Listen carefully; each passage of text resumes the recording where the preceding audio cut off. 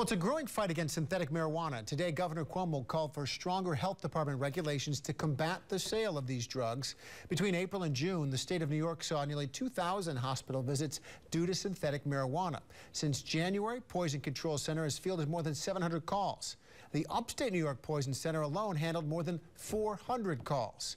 Well, now at 11, our Brett Hall is live outside Upstate after speaking with Poison Control about these new proposed regulations. Brett.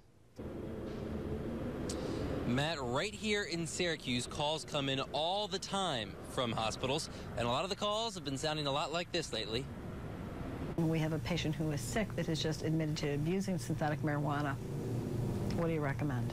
Michelle Kaliva's staff at the Upstate New York Poison Center is on the other end of that call. We have to do something. And that something is advice that saves lives when an individual is in the hospital. But the hope is to prevent people from entering that hospital. We really want to see that synthetic marijuana abuse dealt with. We have a problem in our communities, and we've seen this problem growing exponentially over the last few weeks. Yes, she said weeks. Kaliva says the majority of the calls have come in since April 16th. Why? She's not sure. But the state believes producers of the drug have found their way around the substances banned in 2012. Governor Cuomo enacted emergency legislation Monday that would add 2 additional classes of compounds to the banned substances list that would potentially include hundreds of different chemicals. The State Public Health and Health Planning Council must approve the measure before it goes into effect. What's hard about the synthetics is that you're really at the mercy of the people that are making it. But Michelle hopes that with the new regulations, they see a decrease in calls into the center. So we have to do something. We have to start. I think it's a great beginning.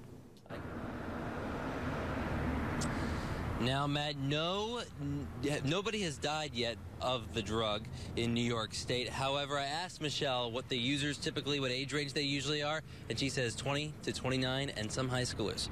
Reporting live from Syracuse, I'm Brett Hall. The younger it is, the more frightening. Thank you, Brett.